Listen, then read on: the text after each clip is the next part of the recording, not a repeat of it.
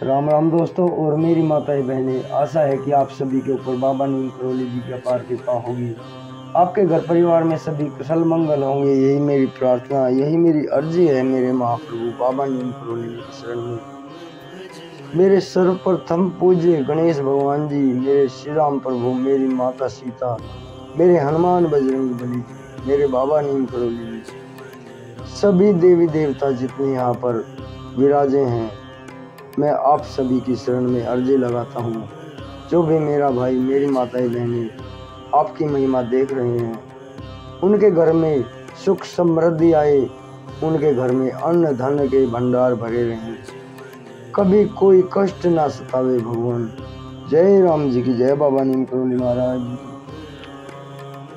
दोस्तों और मेरी माताएं बहनें, सभी देवी देवताओं का आह्वान करके आपका भाई सत्येंद्र जांगिड़ आपके लिए प्रार्थना करके ये महिमा सुनाता है। सभी पूरे आशीर्वाद सहित हैं।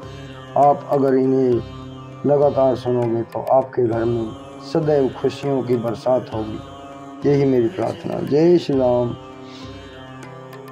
आज मैं आपको सुनाता हूँ माँ वैभव लक्ष्मी व्रत कथा और उसकी विधि। वैभव लक्ष्मी व्रत शुक्रवार के दिन किया जाता है। इस व्रत में देवी लक्ष्मी के 8 स्वरूपों की पूजा की जाती है और व्रत की कथा का पाठ किया जाता है या सुना जाता है। कहते हैं कि जो मनोकामना पूर्ति के लिए कम से कम 11 या 21 शुक्रवार को वैभव लक्ष्मी व्रत रखना चाहिए और फिर उद्यापन करके इस व्रत का समापन करना चाहिए।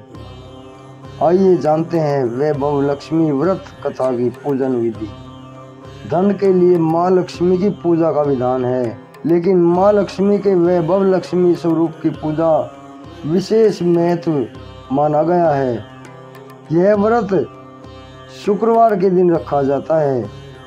यह व्रत स्त्री ही नहीं बल्कि पुरुष भी रख सकते हैं। इस व्रत से व्रती की सभी मनोकामनाएं पूरी होती हैं, सुख समृद्धि और सौभाग्य में वृद्धि होती है। आइए जानते हैं व्रत कथा। किसी शहर में लाखों लोग रहते थे। सभी अपने अपने कार्यों में रत रहते थे। किसी को भी किसी तरह की परवाह नहीं थी। भजन कीर्तन, भक्ति भाव, दया माया, परोपकार जैसे संस्कार कम हो गए। शहर में बुराइयां बढ़ गई थी। शराब, जुआ, रेश, व्यभिचार, चोरी, डकैती वगैरह बहुत से गुनाह शहर में होते थे। इनके बावजूद शहर में कुछ अच्छे लोग भी रहते थे। ऐसे ही लोगों में शीला और उनके पति की गृहस्थी मानी जाती थी। शीला धार्मिक प्रकृति की और संतोषी स्वभाव वाली स्त्री थी। उनका पति भी विवेकी और सुशील था। शीला और उसका पति कभी किसी की बुराई नहीं करते थे और प्रभु का भजन करने में लगे रहते थे और अच्छी तरह समय व्यतीत करते थे। शहर के लोग उनकी गृहस्थी की सराहना करते थे। देखते ही देखते समय बदल गया। शीला का पति बुरे लोगों से दोस्ती कर बैठा। जब वह जल्द से जल्द करोड़पति बनने के ख्वाब देखने लगा, इसलिए वह गलत रास्ते पर चल पड़ा। उसकी हालत रास्ते पर भटकते ही भिखारी जैसी हो गई। दोस्तों के साथ उसे भी शराब की आदत पड़ गई। इस प्रकार उसने अपना सब कुछ गंवा दिया। शीला को पति के बर्ताव से बहुत दुख हुआ, किंतु वह भगवान पर भरोसा कर सब कुछ सहने लगी। वह अपना अधिकांश समय प्रभु भक्ति में बिताने लगी। अचानक एक दिन दोपहर को उनके द्वार पर किसी ने दस्तक दी। शीला ने द्वार खोला तो देखा एक माजी खड़ी थी। उसके चेहरे पर अलौकिक तेज निखर रहा था। उनकी आंखों में से मानो अमृत बह रहा था। उसका भव्य चेहरा करुणा और प्यार से छलक रहा था। उनको देखते ही शीला के मन में अपार शांति छा गई। शीला के रोम रोम में आनंद छा गया। शीला उस माजी को आदर के साथ घर में ले आई। घर में बिठाने के लिए कुछ भी नहीं था, अतः शीला ने सकुचाकर एक फटी हुई चादर बिछा दी। माजी बोली, क्यों शीला, मुझे पहचाना नहीं? हर शुक्रवार को लक्ष्मी जी के मंदिर में भजन कीर्तन के समय मैं भी वहाँ आती हूँ।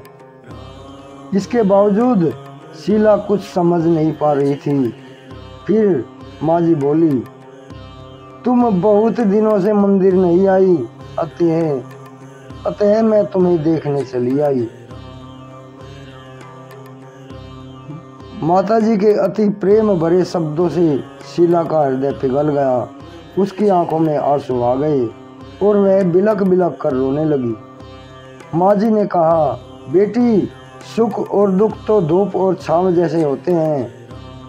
धैर्य रखो बेटी, मुझे तेरी सारी परेशानी बता। माताजी के व्यवहार से शीला को काफी संबल मिला और सुख की आस उसमें माताजी को अपनी सारी कहानी कह सुनाई। कहानी सुनकर माताजी ने कहा, कर्म की गति न्यारी है। हर इंसान को अपने कर्म का भुगतान करना पड़ता है, इसलिए तू चिंता मत कर। अब तू कर्म भुगत चुकी है, अब तुम्हारे सुख के दिन आने वाले हैं। तू माँ लक्ष्मी जी की भक्त है। माँ लक्ष्मी तो प्रेम और करुणा की अवतार है।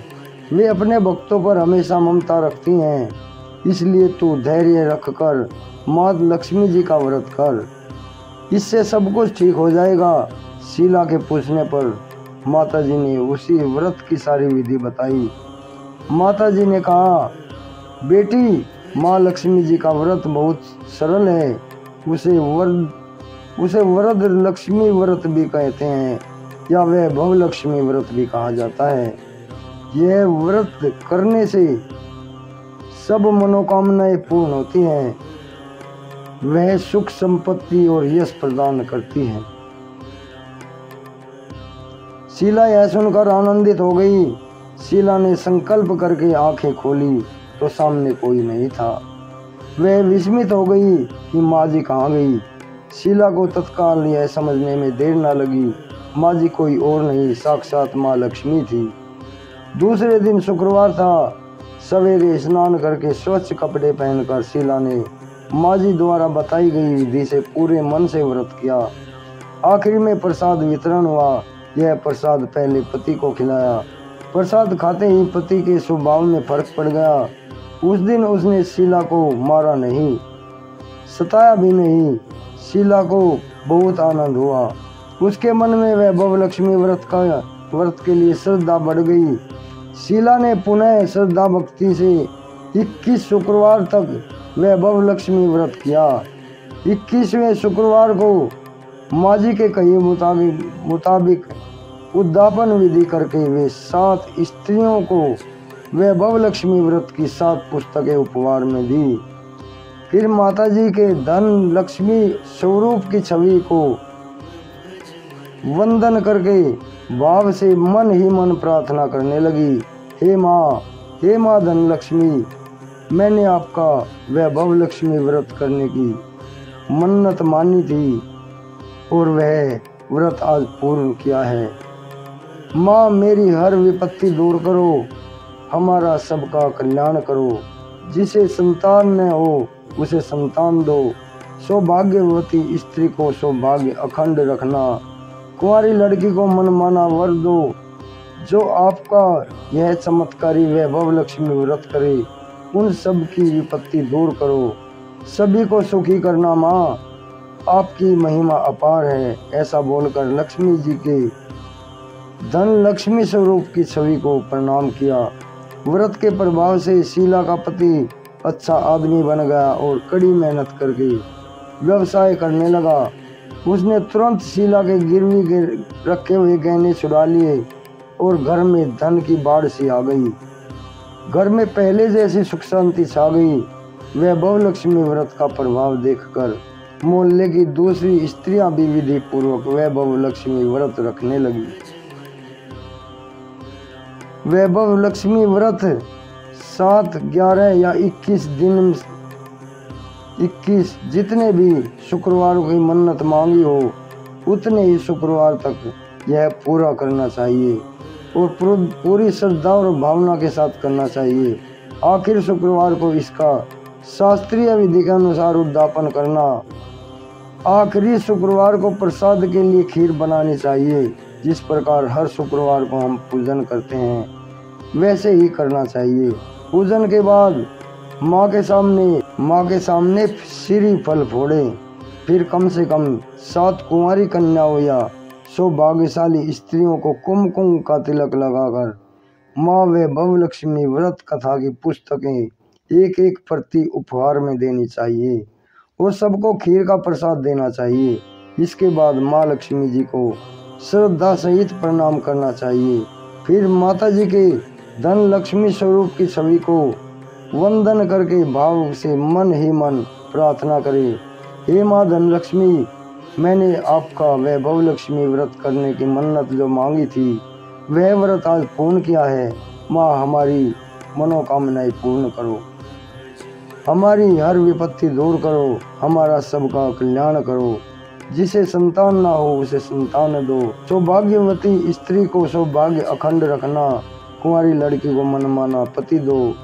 जो आपका यह चमत्कारी वैभवशाली वैभव लक्ष्मी व्रत करे उनकी सब विपत्ति दूर करो। माँ सभी के दुख हरो, सभी को सुखी करो। माँ आपकी महिमा अपार है, आपकी जय हो। ऐसा बोलकर लक्ष्मी जी के धन लक्ष्मी स्वरूप की छवि को प्रणाम करें। दोस्तों और मेरी माता बहनों, ये माँ वैभव लक्ष्मी व्रत कथा संपूर्ण हुई। आगे भी शेयर करें। आपके भाई से कोई गलती हो तो उसे क्षमा कर देना। मेरी माँ के चरणों में कोटि कोटि वंदन। हे भगवान।